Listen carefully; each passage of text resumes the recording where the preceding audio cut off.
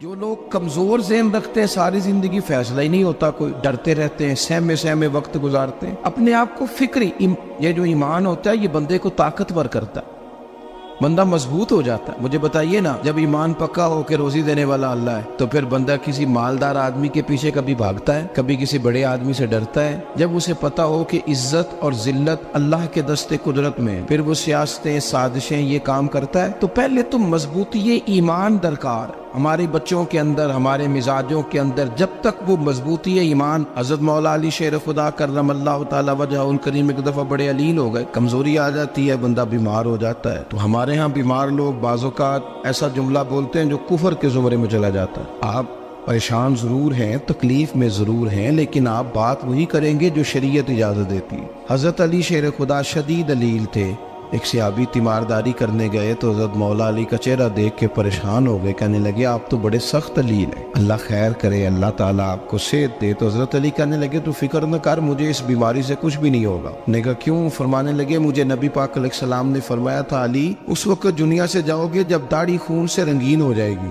تو اس کا مطلب ہے میں خنجر کے وار کے ساتھ شہید کیا جاؤں گا، میں بیماری سے دنیا میں نہیں جاؤں گا، میں یہ بیماری سے مجھے کچھ بھی نہیں ہوگا، اللہ مجھے شفا دے دے گا، چونکہ حضور نے فرمایا کہ ساڈے نبی دی زبان ساڈے واسطے قرآن۔ تو سب سے پہلے تو اپنے ایمان کے اندر، توکل کے اندر مضبوطی پیدا کریں۔ مسلمان دیکھو نا، نماز پڑھنے سے روزی میں برکت ہوتی ہے، تو پھر اس کا مطلب یہ ہے کہ جب ٹائم آئے نا نماز کا تو گاہک جتنے مرضی کھڑے ہوں پھر دکان بند کرنی چاہیے، پھر نماز پڑھنی چاہیے، کیونکہ روزی تو اللہ نے دینی ہے، گاہکوں نے تو دینی۔ تو سب سے پہلے ضروری ہے مضبوطی ایمان، توکل، اللہ کی ذات پر بھروسہ۔ آپ کبھی میدان کربلا کا پورا نقشہ اپنے سامنے رکھیں نا، دو چیزیں ہیں، امام حسین کو نظر آ رہا ہے اب شہادت ہو جائے گی، اتنی بڑی فوج آئی ہے، خدا کی حکمت کے تقاضے سمجھ میں آ رہے ہیں، حالات کیا ہوں گے سمجھ آ رہی، پر ایک لمحے کے لیے بھی ان کا توکل کمزور نہیں ہوا۔ اپنے رب پر جو مضبوط بھروسہ ہے، سیدہ طیبہ طاہرہ حضرت فاطمہ الزہرا رضی اللہ تعالیٰ عنہا اونٹ کے بالوں کی بنی ہوئی چادر اوڑھ کر چکی پیس رہی تھی۔ یہاں بیویاں بڑا روتی ہیں، غریبی بڑی ہے، بڑی غریب بھی ہے، حالانکہ اب کون بندہ پیبند والے کپڑے پہنتا ہے جی؟ اب تو بڑی مشکل سے وہ لوگ ملتے ہیں جو جوتا ٹوٹ جائے تو گانٹھ کے پہنے، ورنہ تو نئے جوتے آ جاتے ہیں۔ حضرت سیدہ پاک اونٹ کے بالوں کی بنی ہوئی چادر اوڑھ کے چکی پیس رہی تھی۔ نبی پاک صلی اللہ علیہ وسلم نے دیکھا، آنکھوں میں آنسو ضرور آئے، پر محبوب نے فرمایا فاطمہ دنیا میں تھوڑی سی تکلیف برداشت کرو، قیامت کی ساری عزت اللہ آپ کو ہی عطا فرمائے گا۔ تو توکل کی مضبوطی، اللہ کی ذات پر بھروسہ، اپنے رب کریم کے ساتھ امیدوں کا وابستہ کرنا، اس سے مضبوطی آئے۔ دوسرا فرمایا وَعَمِلُوا الصَّالِحَاتِ، بہترین عمل کیا جائے زندگی میں، نیک اعمال کیے جائے، وقت ضائع نہ کیا جائے، ہر وقت کوئی نہ کوئی کام بندہ کرتا رہے۔ یہاں بہت سارے لوگ ہیں جن کو لوگ نیک کہنا شروع کر دیتے ہیں نا، وہ سمجھ لیتے ہیں شاید ہم سچی مچی نیک ہیں۔ لوگ جو کہتے ہیں حضرت صاحب کی بلا، پیر صاحب کی بلا، میں یہ طالب علموں کو، دوستوں کو، بلکہ اپنے آپ کو بھی کئی دفعہ کہتا رہتا ہوں، اپنے آپ کو سمجھاتا ہوں کہ یہ لوگ تجھے کہہ رہے ہیں حضرت صاحب، یہ تو رات کو تو اپنے آپ سے پوچھنا، اپنے رب سے پوچھ، کبھی موقع ملے تو اپنی گریبان میں جھانک، غور کر کے تیری کیفیت کیا ہے، تنہائی میں تیرا دل اللہ سے جڑتا ہے کہ نہیں،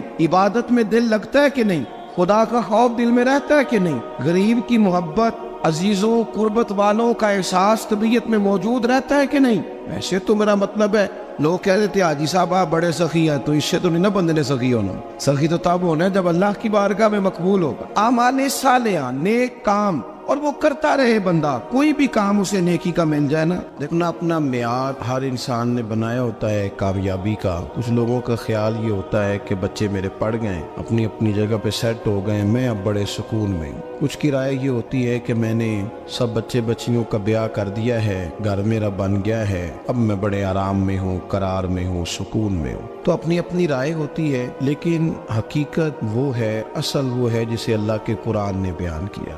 اللہ کریم نے فرمایا والعصر، اے محبوب علیہ السلام ہمیں آپ کے زمانہ مبارکہ کی قسم ہو، ان الانسان لفی خسر، فرمایا بے شک انسان خسارے میں، نقصان میں۔ وہ اپنے تئیں کوئی دعویٰ کر لیتا ہے، آپ دیکھتے ہیں کہ بہت سارے لوگوں کے دعوے اپنے اپنے ہوتے ہیں نا۔ کسی بھی طالب علم سے آپ پوچھیں پیپر دے کے آئے تو پیپر کیسا ہوا ہے تو کیا کہتا ہے؟ جب کینڈیڈیٹ الیکشن لڑتے ہیں تو رات کو جب وہ سوتے ہیں تو سارے جیت کے ہی سوتے ہیں، ان کو سب یہی کہتے ہیں کہ لوگ سارے تیرے ساتھ ہی ہیں. حالات، یہ جتنے بادشاہ حکمران ہوتے ہیں ان کے بگڑنے کی بنیادی وجہ ہوتی ہے کہ یہ خوش فہمیوں میں مبتلا ہوتے ہیں. ہم میں سے بھی ڈھیر سارے لوگ ہیں جو خوش فہمیوں میں مبتلا ہیں. کچھ کہتے ہیں جناب ہماری نسبت بڑی تگڑی ہے.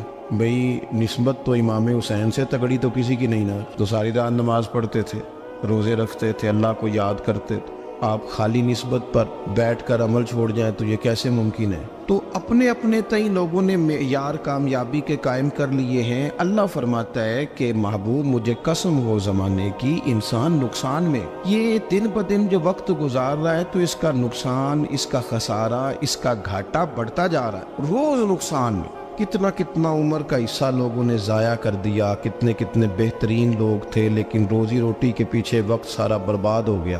یہ رزق حلال کے لیے دوڑ دھوپ ہو وہ تو بڑی بات، لیکن تکبر کے لیے اور خواہشات، بیجا خواہشات کی تکمیل کے لیے، ایک دوسرے سے آگے بڑھنے کے لیے بڑا وقت ضائع کیا لوگوں. اچھا کوئی بھی نہیں جیتا، خاندانوں میں بھی کوئی نہیں جیتا، برادریوں میں بھی کوئی نہیں جیتا، پر لڑائی ساری زندگی کی ہے. میں نے آگے گزرنا، میں نے آگے، حالانکہ کوئی کسی کو جیتنے دیتا ہی نہیں. اپنے اپنے تئیں لوگوں نے معیار قائم کیے کامیابی کے. اللہ فرماتے ہیں بے شک انسان نقصان میں ہے، لیکن جس میں 4 خوبیاں پائی جائیں اللہ کا قرآن کہتا ہے وہ بندہ کامیاب ہو. کون کون سی؟ الا الذین آمنوا. سب نقصان میں نہیں سوائے ان لوگوں کے جو ایمان لائے. سب سے پہلے کیا کرے؟ ایمان ہو اس کے پاس، مضبوط ایمان. وعملوا الصالحات، اور ایمان بھی لائے اور نیک کام بھی کرے. اور صرف نیک کام نہ کرے، وَتَوَاصَوْا بِالْحَقِّ، لوگوں کو حق بات کی نصیحت بھی کرے. اور ظاہر ہے سچ بولے گا، حق بولے گا تو بڑے لوگوں کے مفادات کو ٹھیس پہنچے گی، کچھ لوگوں کو تکلیف بھی ہوگی. تو اب جب تکلیف ہوگی تو پھر مصیبت بھی آئے گی. تو اگر حق بات کہنی ہے تو پھر کیا کرے؟ وَتَوَاصَوْا بِالصَّبْرِ، اور ایک دوسرے کو صبر کی بھی وصیت کرے. 4 چیزیں پائی جائیں، ایمان، اعمال صالحہ، حق کی نصیحت، اس رستے میں آنے والی تکلیف پر صبر. اگر یہ 4 چیزیں میسر آتی ہیں تو اللہ کا قرآن کہتا ہے بندہ کامیاب ہے. اور اگر یہ 4 چیزیں نہیں تو پھر کوئی بندہ جتنا مرضی دعویٰ کرے، جتنا مرضی شور کرے، جتنا مرضی اعلان کرے، وہ کامیاب ہو سکتا.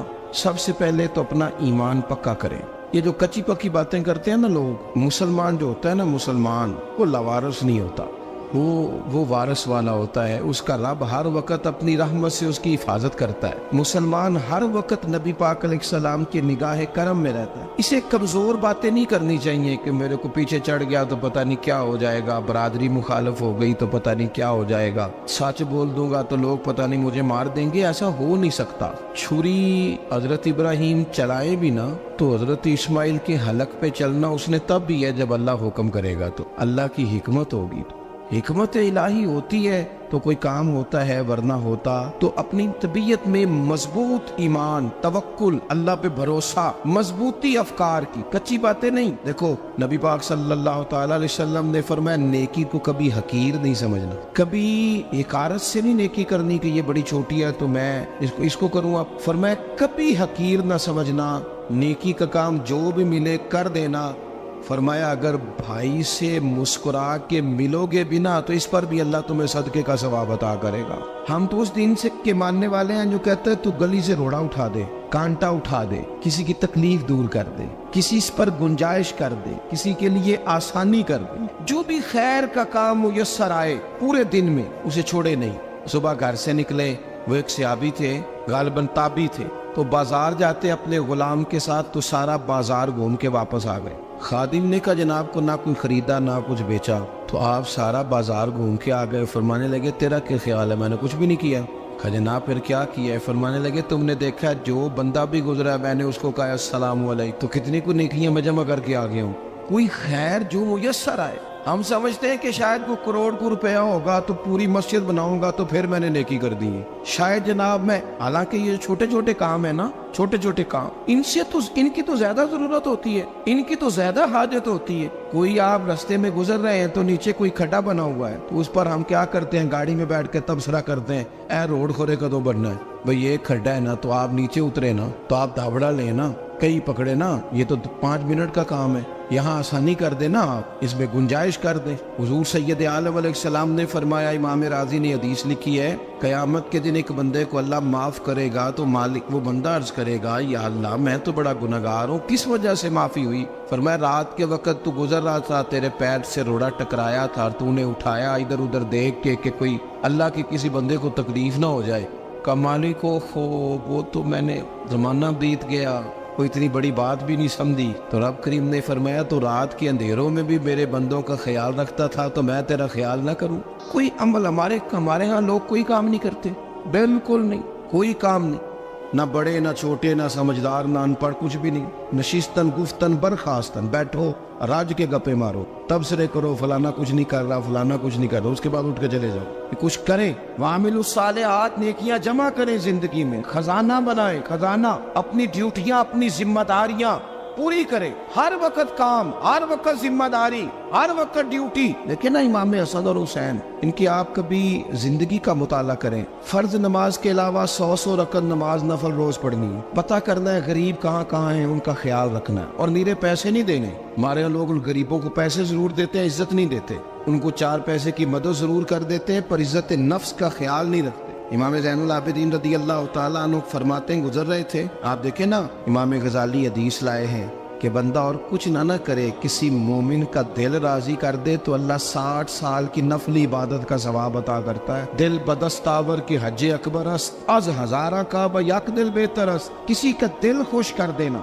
اس کو راحت دے دینا، اس کو قرار دے دینا، اس کے لیے کوئی ایسا سامان کر دینا کہ بندہ مطمئن ہو جائے، سکون ہو جائے۔ یہ ہمارے ہاں جو لوگ ہوتے ہیں نا، سرکاری ملازمین، ڈیوٹیوں والے، ان کی طبیعتوں میں تلخی ہوتی ہے۔ یہ اگر صرف پیار کرنے لگ جائے نا، سے وابستہ لوگ میرے احباب میں سے ہیں، تو میں ان سے کہتا ہوں کہ شفا تو اللہ نے دینی ہے، چلو تم دعائی تو آج کے دیا کرو نا، تم آنے والے کی بات تو توجہ سے سنو۔ وہ بیچارہ اپنی بات، ہمارے ایک بزرگ تھے تو تعویذ لکھا کرتے تھے، بڑے عالم تھے، مجھے کچھ تھوڑی سی نا میرے دل میں ان کے بارے میں خفگی رہتی تھی کہ آپ اتنے بڑے عالم ہیں، آپ کتاب لکھیں، آپ تعویذ لکھ رہے ہیں، اور پھر لوگوں نے کمائی کرنی ہوتی ہے، آپ تو مفت دیتے ہیں سارا کچھ، اتنی لمبی ڈیوٹی، سارا دن بیٹھے رہتے ہیں آپ اور لکھتے تعویذ ہیں۔ میں نے ایک دن ان سے گزارش کی، میں نے کہا شیخ آپ بڑے آدمی، جن لوگوں کو اللہ نے رسوخ فی العلم عطا فرمایا ہوتا ہے، ان میں سے آپ، اللہ نے آپ کو پختگی دی ہے، علم میں شعوری عالم ہے آپ، سارا دن تعویذ۔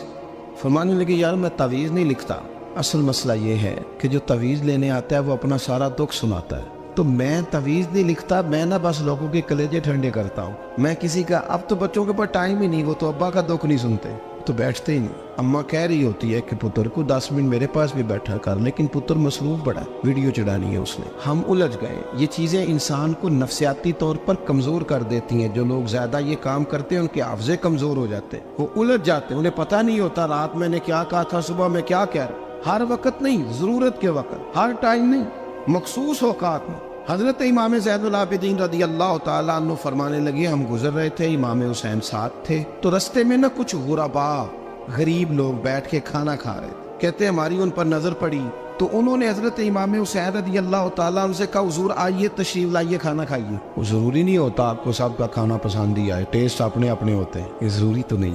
کھانا پسند نہ بھی آئے تو دل تو پھر بھی راضی رکھنا چاہیے، قربان جائیں۔ نبی پاک نے کس طرح ہماری تربیت کی۔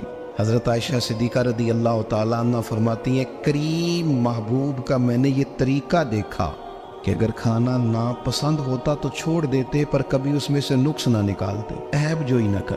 گرمی کے موسم میں کھڑی ہے بیچاری خاتون، اور کتنی مشقت سے اس نے کھانا بنایا، اور کتنی گرمی سہی ہے چولہے کے سامنے، لیکن صاحب کو کھانا رکھا ہے تو وہ کہتے ہیں یہ تو کی پکایا ہے، وہ کھانے والی چیز ہے بھئی، اس طرح کرنا، اب جو اگلی ہنڈی ہے وہ تو پکا، نہ تو کھڑا ہو۔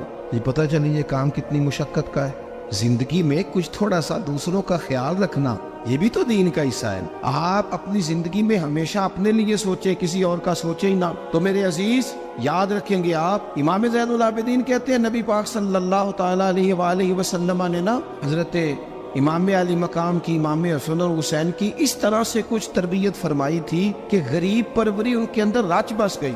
مزاج بن گیا. وہ غربا بیٹھے تھے دسترخوان بچھائے سڑک کے کنارے, تو امام حسین گزرے تو انہوں نے آواز دی. امام صاحب لوگ کہنے لگے حضور تھوڑی روٹی نہیں کھا لیتے ہمارے ساتھ. تو امام صاحب آ گئے, نیچے بیٹھ گئے غریبوں کے ساتھ. کوئی جرت کرے نا, چلو امیروں نے تو غریبوں کے ساتھ بیٹھنے کی جرت نہیں کرنی, کوئی پیر ہی بیٹھ جائے غریبوں کے ساتھ, وہی مہربانی کر دے کہ میں پیر صاحب ہوں قبلہ ہوں تو میں ہی چلو لنگر کھا لوں مریدوں کے ساتھ بیٹھ کے. ہماری تو محفلوں میں بھی نا جی نعت خانوں کا, مولویوں کا, دوسروں کا کھانا اور ہوتا ہے, اور غریب آدمی کو شاپر میں چاول ڈال کے دیتے ہیں اور ساتھ اسے کہتے ہیں یہ لنگر شریف ہے. بھئی اگر یہ شریف ہے تبرک ہے تو اے پیر صاحب نو نہیں سی لنگدا, اڑتا ہے گلے میں لنگر ان کو. یہ لنگر شریف جو ہے یہ نعت خان کو بھی تو گزرنا تبرک ہے کہ نہیں؟ ہاں نہ تو کرو نا, تو جیڑی زیادہ تبرک والی شے ہے وہ پیراں نو بھی تو کھانی چاہیے نا. نعت خان کو اس کے لیے علیحدہ سے مرغ مسلم اعلیٰ کھانے. میں اکثر دوستوں سے کہتا ہوں چلو میلاد شریف پہ ہی صحیح سب کے لیے اچھا کھانا پکاؤ. چلو جس غریبوں کے بچوں کو بیچاروں کو سارا سال وہ بوٹیوں کے لیے لڑتے ہیں, تم میلاد پہ اچھی روٹی پکا دو, تو بچہ جب کھائے گا نا بہت ساریاں بوٹیاں اور چاول, اور اپنے ابا سے پوچھے گا کہ ابا جی آج کی گل ہے, تو ہو سکتا ہے غریب باپ روئی پڑے اور اسے کہے پتر تو آج راج راج کے کھاج ساڈے نبی پاک دا میلاد شریف. تو امام حسین رضی اللہ تعالیٰ عنہ نا آ کے غریبوں کے بیچ بیٹھ گئے زمین پہ. انہوں نے کہا کھائیے, تو وہ جس طرح وہ کھا رہے تھے نا سادے برتنوں میں سادے, امام حسین کھانا کھانے لگ گئے. میں نے کہا خیر کا کام کوئی بھی ملے اسے ضائع, چلو اور کچھ نہیں کر سکتے تھے کسی کو سڑک ہی پار کرا دے نابینا کو, چلو اور کچھ نہیں کر سکتے تو آپ کو پتہ ہے کہ سامنے والا بوجھ لے کے گزر رہا ہے, آپ تھوڑا سا ہٹ جائیں روڈ سے, اسے گزر لینے دیں. کوئی تو کام زندگی میں کوئی ارادہ تو خیر کا بندہ کرے. امام حسین بیٹھ گئے, ان کے ساتھ روٹی کھائی. تھوڑی دیر کے بعد اجازت لی, فرمایا جاؤں؟ کہنے لگے حضور اور کھائیے. فرمانے لگے میں تو ابھی روٹی کھا کے آیا تھا اور آج تک ایسا نہیں ہوا کہ دوبارہ کھانا کھاؤں. ایک لقمے کی بھوک نہیں تھی, جتنا بھی کھایا ہے نا یہ تمہارا دل خوش کرنے کے لیے کھایا ہے. غرباء مساکین کی وعامل الصالحات, ایماندار بندہ ایمانداروں جیسے کام کرتا ہی اچھا لگتا ہے. 25 حج کیا امام حسن اور حسین نے مدینے سے مکے پیدل جا کے. میں کہتا ہوں چلو ہم باجماعت نماز ہی پڑھ لیا کریں. چلیں حضور صلی اللہ علیہ وسلم نے فرمایا فجر کی نماز پڑھ کے بیٹھ جاؤ, اشراق چاشت تک اللہ کا ذکر کرو. 2 نفل اشراق کے 2 چاشت کے پڑھ لو, اللہ 2 حج اور 2 عمرے کا ثواب عطا کر دے گا. مشکل کام تو نہیں. اہل بیت نے ہمیں سبق یہ پڑھایا ہے, حضور کے اصحاب نے ہمیں سبق یہ پڑھایا. تیسری بات فرمایا وَتَوَاصَوْا بِالْحَقِّ, صرف یہ نہیں کہ تم نماز پڑھ کے تو بیٹھ جاؤ, تم نے نا بے نمازی کو نماز کی دعوت بھی دینی ہے. مظلوم پر ظلم ہوتا رہے اور کونے میں چپ کر کے بیٹھے نہیں رہنا, بلکہ اگر ہاتھ پکڑا جا سکتا ہے تو ظالم کا ہاتھ پکڑنا ہے. نبی پاک علیہ الصلوۃ والسلام نے فرمایا اپنے بھائی کی مدد کرو چاہے وہ ظالم ہو یا مظلوم ہو, بھائی کی مدد کرو چاہے ظالم ہو یا مظلوم ہو. تو صحابہ نے عرض کی یا رسول اللہ صلی اللہ تعالیٰ علیہ وسلم یہ مظلوم کی مدد تو سمجھ میں آتی ہے, یہ ظالم کی مدد کیسے کریں؟ نہیں سمجھ آ رہی ہے آپ کو بات؟ یا رسول اللہ صلی اللہ تعالیٰ علیہ وسلم مظلوم کے ساتھ کھڑا ہونا تو ہماری عقل میں آ گیا, تو ظالم کی مدد کیسے کرنی ہے؟ نبی پاک صلی اللہ تعالیٰ علیہ وسلم نے فرمایا ظالم کو ظلم کرنے سے روک دو, تم نے اس کی مدد کر دی, اسے باز کرو. لیکن ہم تو اتنی جرت ہی نہیں رکھتے بدی کو بدی کہنے کی, اتنی طاقت ہی نہیں ہوتی. جھوٹ کو جھوٹ کہنے کی ہمت, ہمارے گھر میں سارا کچھ ہو رہا ہوتا ہے, ہمیں پتہ ہوتا ہے کہ فلاں جگہ پہ ہمارا قبیلہ ہماری برادری غلط ہے, پر اتنی جرت کرتے. ہم سچ بولتے ضرور ہیں پر دوسروں کے بارے میں, اپنے بارے میں سچ بولنے کو تیار نہیں ہوتے. جرت کا مظاہرہ کریں, زندگی میں حق کو حق کہنا سیکھیں, غلط کو غلط کہنا سیکھیں, جھوٹ کو جھوٹ کہیں, بدی کو بدی کہیں, سچائی کا ساتھ دیں ہمیشہ. ہم نے جب تک دیکھو نا ظلم ہوتا رہے, زیادتی ہوتی رہے, اپنا دروازہ اندر سے بند کر لو, پتر باہر نہ جانا. کیوں جی؟ باہر اس پہ ظلم ہو رہا ہے, ان کے گھر آگ لگی ہے, کو ہمارے گھر تو نہیں نہ لگی. یاد رکھنا پڑوسیوں کی آگ نہ بجھاؤ گے تو اپنے گھر بھی آ جائے گی. اگر مظلوم کا ہاتھ نہیں پکڑو گے تو ظالم دلیر ہو جائے. اور ہمارے جتنے بھی بزرگ گزرے انہوں نے ظالموں کو ظالم کہا. امام احمد بن حنبل نے جیل کاٹی, امام اعظم ابو حنیفہ نے جیل کاٹی. آج کل لوگ کہتے ہیں مولانا صاحب آپ نے نا جناب غلط کو غلط نہیں کہنا, سیاست کی بات نہیں کرنی. کیوں جی؟ کس لیے نہیں کرنی؟ سیاست تو تدبیر کا نام ہے. بنو اسرائیل میں جتنی بھی تدبیر ہوتی تھی وہ سارے انبیاء کیا کرتے تھے. کیوں نہ بات کریں؟ یہ جن کرسیوں پہ آج تم نے ظالموں جابروں کو بٹھایا, یہ کرسی تو حضرت ابوبکر صدیق جیسے لوگوں کی ہے, یہ تو حضرت عمر جیسے لوگوں کی سیٹ ہے, حضرت عثمان غنی جیسے لوگوں کا کام ہے, مولا علی جیسے لوگوں کا کام ہے. غلط جگہوں پہ غلط لوگ بٹھا دی اور پھر جھوٹے کو جھوٹا بھی نہ کہے، ظالم کو ظالم بھی نہ کہے۔ ہم سے نہ رقم ہوں گے قصیدے یزید کے، کیونکہ ہم لوگ تو حسین کے سیرت نگار ہیں۔ یہ کیا بات ہوئی، آپ سچی بات ہی نہ کریں، کلمہ حق کہیں، ہمیشہ کھری بات کہیں، سچی، گرچہ اپنا نقصان ہو، حق کے ساتھ کھڑے ہونا سیکھیں۔ وتواصوا بالحق، ساری آسانی تھی، امام حسین کو کوئی مسئلہ نہیں تھا، آرام سے بیٹھے تھے۔ آج کتنے موجوں میں بیٹھے ہیں، پیر صاحبان، مولوی صاحبان، خطیب صاحبان، سیاستدان، وڈیرے، موج لگی ہوئی ہے، کسی کو کچھ نہیں کہنا، کچھ کہیں گے تو پھر بندے مخالفت کریں گے۔ تو امام حسین مسجد نبی میں جمعہ پڑھاتے تھے، چپ کر کے بیٹھے رہتے، حضور سید عالم علیہ السلام کے مزار انور کے پاس بیٹھے تھے، بیٹھے رہتے۔ لیکن امام حسین نے فرمایا ظالم حکمران بنے تو وہ قوموں کو تکلیف دیتے ہیں، وہ ملی نقصان کرتے ہیں، وہ امت کا چہرہ مہرہ بگاڑ کے رکھ دیتے ہیں، لہذا کھڑے ہونا پڑتا ہے، کلمہ حق کہنا پڑتا ہے، الہے کلمت الحق کے لیے نکلنا پڑتا ہے۔ آپ اپنی زندگی کے اندر سچی بات کرنا سیکھیں۔ الیکشن کے دن آ گئے، میرے ایک بڑے محبت والے ساتھی تھے، وہ آ گئے ووٹ کے لیے۔ ویسے بھی یہ جو بیماری ہمارے ملک میں نا جی، ہمارے ہاں حکمران بعضوں کا کہتے ہیں اوے ہو جی جمہوریت بڑی ضروری ہے۔ وہ بھی کس مصیبت کا نام ہے جمہوریت؟ اقبال تو کہتے ہیں کہ یہ وہ چیز ہے کہ جس میں پتہ ہی کوئی نہیں ہوتا پڑھے لکھے ان پڑھ کا، چھوٹے اور بڑے کا، سیانے اور بیوقوف کا۔ جمہوریت وہ طرز حکومت ہے کہ جس میں بندوں کو گنا کرتے ہیں، تولا نہیں کرتے رہتے ہو ہر وقت۔ قوم کو اس کا حق ملنا چاہیے، غریب کی مدد ہونی چاہیے، انصاف ملنا چاہیے۔ باقی یہ تمہاری کہانیاں ہیں ڈکٹیٹرشپ اور جمہوریت، اور ہمیں تمہاری سمجھ بھی نہیں آتی۔ ہر ڈکٹیٹر کے ساتھ ہوتے ہو، باتیں جمہوریت کی کرتے ہو، جہاں تمہارا دل کرتا کھڑے رہتے ہو۔ ہمیں تو کوئی اس سے غرض نہیں، کام ہونا چاہیے، بلکہ جو لوگ قوت نافذہ رکھتے ہیں انہیں سمجھنا چاہیے کہ ملک کی بھاگ دوڑ ہمیشہ مضبوط ہاتھوں میں رہے، اور وہ اس طرح کا نظام وضع کریں، مل بیٹھے سارے ادارے کہ غریب کی سنی جائے۔ وہ مجھے بڑی اچھی طرح یاد ہے جب وہ ایک حکومت ختم ہوئی اور جو ایک فوجی رہ کے گئے تھے 11 سال، ان کی حکومت آئی تو میں باہر نکلا تو ایک بزرگ تھے، وہ صبح صبح ناشتہ بیچا کرتے تھے ہمارے علاقے میں، چاول اور چنے بنے۔ تو میں نے ان سے کہا بزرگوں پتہ لگا جی رات دی حکومت بدل گئی ہے۔ تو فرمان لگے پتر جیڑا مرضی بھی آ جائے، میں تو یا چاول بیچ کے روٹی کھانی، ہمیں تو ان سے غرض ہی نہیں، اللہ جانے کون آیا کون گیا، تو کھیل تماشا بنایا ہوا ہے۔ تو جھوٹے کو جھوٹا کہیں۔ میرے ایک دوست ہیں الیکشن لڑتے ہیں، مجھے ایک دفعہ آ کے کہنے لگے آپ نے کبھی ووٹ نہیں ڈالا، اس دفعہ ضرور ڈالیں۔ میں نے کہا نہیں ڈالتا میں۔ کہنے لگے ووٹ قوم کی امانت ہے، تو میں نے کہا امانت کسی بے ایمان کو دے دوں؟ امانت تو امانت دار کو دی جاتی۔ نہیں سمجھے آپ بات؟ یہ سارے کہتے ہیں نا ووٹ قوم کی، تو امانت کس کو دینی چاہیے؟ صحیح بتاؤ۔ چلو ہوں تسی بولنا نہیں، بس دل وچ گل رکھنی، دل وچ دیندے ویسے امانت داراں نہیں ہو نا۔ نہیں میں نے کہا بولنا نہیں، ہمیں کسی کو پتہ نہ لگ جائے، دیتے ویسے امانت داروں کو ہی ہو نا۔ یہ اپنے دل سے پوچھو، فیصلہ لو، اللہ سے ڈرو۔ ظالم کا مددگار ظالم ہوتا ہے، ظالموں کا مددگار ظالم ہوتا ہے۔ وہ تیرے میرے ووٹ پر جیت کر جب ظلم کرے گا تو پھر کون ہے جو یہ دعویٰ کرے گا کہ جناب میں ظالم کا مددگار نہیں؟ سوچو سمجھو، غور کرو۔ امام حسین رضی اللہ تعالیٰ عنہ نے فرمایا سچ کو سچ کہیں گے، جھوٹ کو جھوٹ کہیں گے۔ یہ نہیں ہو سکتا کہ جناب ظلم ہوتا رہے اور چپ رہے۔ اور یہ سبق کہاں سے پڑھا انہوں نے؟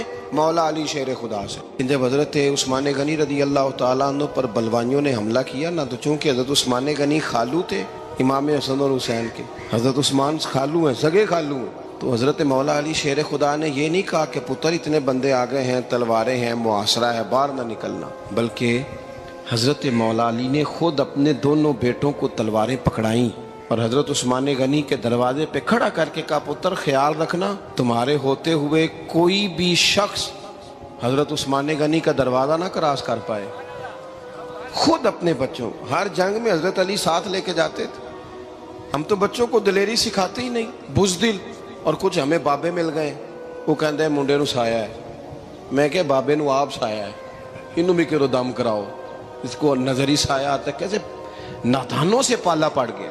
کیا ہوتا ہے وہ سایہ؟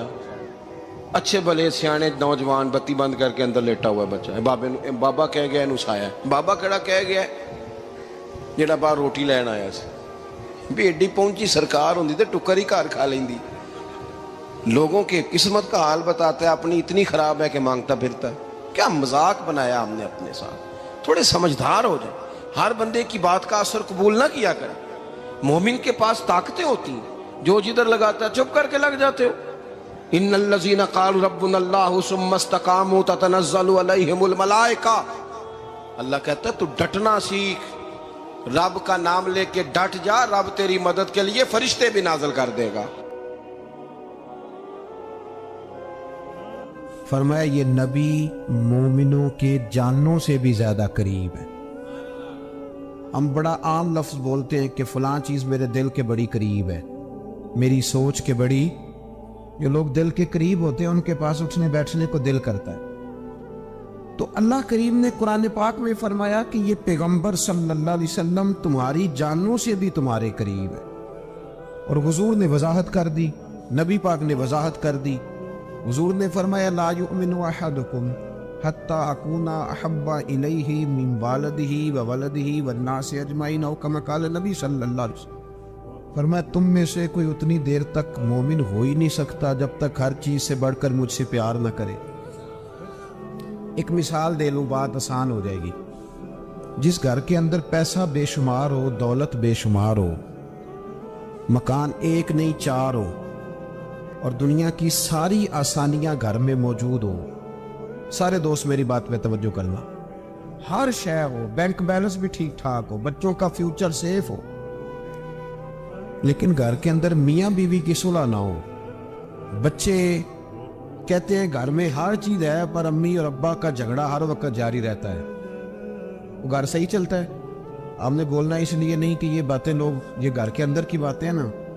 حالانکہ پاکستان کا تجزیہ یہ ہے کہ 95% میاں بیوی کے حالات ٹھیک نہیں پاکستان، یہ سرکاری اعداد و شمار ہے۔ 95% گھروں میں اختلاف رائے۔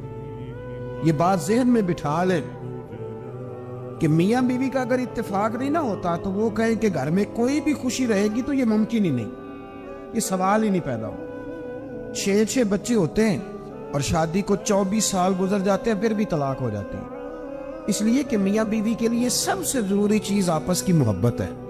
اور یار کیا خوبصورت انداز ہے میرے رسول پاک علیہ السلام کا، جتنی شاندار طبیعت حضور نے مولا علی شیر خدا کی تھی اتنی کوئی کر سکتا ہے؟